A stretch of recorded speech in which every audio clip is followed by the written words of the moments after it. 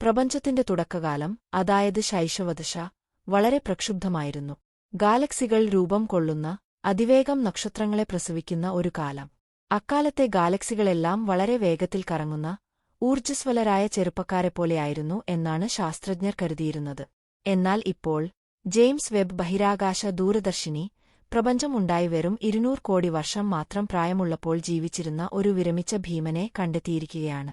എന്താണീ വിരമിച്ച ഭീമൻ? ശാസ്ത്രജ്ഞർ ഇവയെ സ്ലോ റൊട്ടേറ്ററുകൾ എന്നു വിളിക്കുന്നു. ഇവ ഭീമാകാരമായ ഗാലക്സികളാണ്, പക്ഷേ അവ പുതിയ നക്ഷത്രങ്ങളെ ഉണ്ടാക്കുന്നത് എന്നോ നിർത്തിയിരിക്കുന്നു. മാത്രമല്ല, ഒരു പമ്പരം പോലെ വേഗത്തിൽ കറങ്ങുന്നതിനു പകരം ഇവ വളരെ പതുക്കെയാണ് ചലിക്കുന്നത്.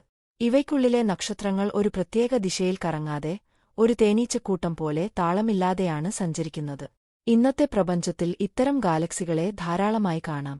എന്നാൽ പ്രപഞ്ചത്തിന്റെ തുടക്കത്തിൽ ഇവ വളരെ വിരളമായിരിക്കുമെന്നായിരുന്നു നമ്മുടെ ധാരണ. ആ ധാരണയാണ് ഇപ്പോൾ ജെയിംസ് വെബ് തിരുത്തിയിരിക്കുന്നത്. കാലിഫോർണിയ സർവകലാശാലയിലെ ബെൻ ഫോർസ്റ്റിന്റെ നേതൃത്വത്തിലുള്ള ഒരു സംഘം XMM വെഡ് ഒരു 2075 എന്ന വിദൂര ഗാലക്സിയെ വെബിന്റെ കണ്ണുകൾ ഉപയോഗിച്ച് നിരീക്ഷിച്ചു. പ്രപഞ്ചവികാസം കാരണം ഈ ഗാലക്സിയിൽ നിന്നുള്ള പ്രകാശം നമ്മളിലെത്താൻ കോടിക്കണക്കിന് വർഷങ്ങളെടുത്തു. അതുകൊണ്ട് നമ്മൾ ഇപ്പോൾ കാണുന്നത് ആ ഗാലക്സിയുടെ ഭൂതകാലമാണ്, പ്രപഞ്ചത്തിന് 200 കോടി വർഷത്തിൽ താഴെ മാത്രം പ്രായമുള്ളപ്പോൾ ഉള്ള രൂപം. ആ നിരീക്ഷണത്തിൽ നിന്ന് ലഭിച്ച വിവരങ്ങൾ അതിശയകരമായിരുന്നു. ഭീമമായ പിണ്ഡം, ഈ ഗാലക്സിക്ക് നമ്മുടെ സൂര്യന്റെ 330 ബില്യൺ ഇരട്ടി പിണ്ഡമുണ്ട്. വിരമിച്ച അവസ്ഥ, ഇത് പുതിയ നക്ഷത്രങ്ങളെ ഉണ്ടാക്കുന്നത് ഏതാണ്ട് പൂർണ്ണമായും നിർത്തിയിരിക്കുന്നു. വർഷത്തിൽ ഒരു സൂര്യന്റെ പിണ്ഡത്തിൽ താഴെ മാത്രം. താളമില്ലാത്ത ചലനം, ഇതിലെ നക്ഷത്രങ്ങൾ സെക്കൻഡിൽ 379 കിലോമീറ്റർ എന്ന ഭീമമായ വേഗതയിൽ താളമില്ലാതെ സഞ്ചരിക്കുന്നു.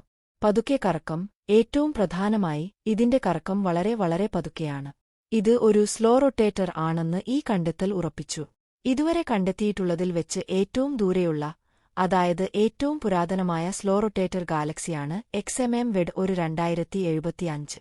അപ്പോൾ പ്രപഞ്ചത്തിന്റെ ശൈശവദശയിൽ തന്നെ ഇത്രയും വലിയ, വിരമിച്ച ഒരു ഭീമൻ എങ്ങനെ ഉണ്ടായി? ഇതിന് ഒരേയൊരു വിശദീകരണമേയുള്ളൂ: മഹാകൂട്ടിയിടികൾ. 2 ഗാലക്സികൾ പരസ്പരം കൂട്ടിയിടിച്ച് ഒന്നായി ചേരുമ്പോൾ അവയുടെ ചിട്ടയായ കറക്കം നഷ്ടപ്പെടും. ഉള്ളിലെ നക്ഷത്രങ്ങളെല്ലാം താളം തെറ്റി സഞ്ചരിക്കാൻ തുടങ്ങും. അങ്ങനെയാണ് ഒരു സ്ലോ റൊട്ടേറ്റർ ജനിക്കുന്നത്. XMM വെഡ് ഒരു 2075ന്റെ കണ്ടെത്തൽ തെളിയിക്കുന്നത്, പ്രപഞ്ചം ഒരു കുഞ്ഞായിരുന്നപ്പോൾ തന്നെ ഇത്തരം ഭീമാകാരമായ ഗാലക്സി കൂട്ടിയിടികൾ സാധാരണമായിരുന്നു എന്നാണ്. ചുരുക്കത്തിൽ, ഈ കണ്ടെത്തൽ നമ്മോട് പറയുന്നത്, പ്രപഞ്ചത്തിലെ ഏറ്റവും വലിയ ഗാലക്സികളെ നിർമ്മിക്കുന്ന പ്രക്രിയ നമ്മൾ കരുതിയതിലും വളരെ നേരത്തെ തന്നെ ആരംഭിച്ചിരുന്നു എന്നാണ്. ഇന്നത്തെ പ്രപഞ്ചത്തിൽ നാം കാണുന്ന ഭീമൻ ഗാലക്സികളുടെയെല്ലാം പൂർവികരെയാണ് ജെയിംസ് വെബ് ഇപ്പോൾ കണ്ടെത്തിയിരിക്കുന്നത്. പ്രപഞ്ചത്തിന്റെ ജനനരഹസ്യങ്ങളിലേക്കുള്ള ഒരു പുതിയ വാതിലാണ് ഈ വിരമിച്ച ഭീമൻ നമുക്ക് മുന്നിൽ തുറന്നുതന്നിരിക്കുന്നത്.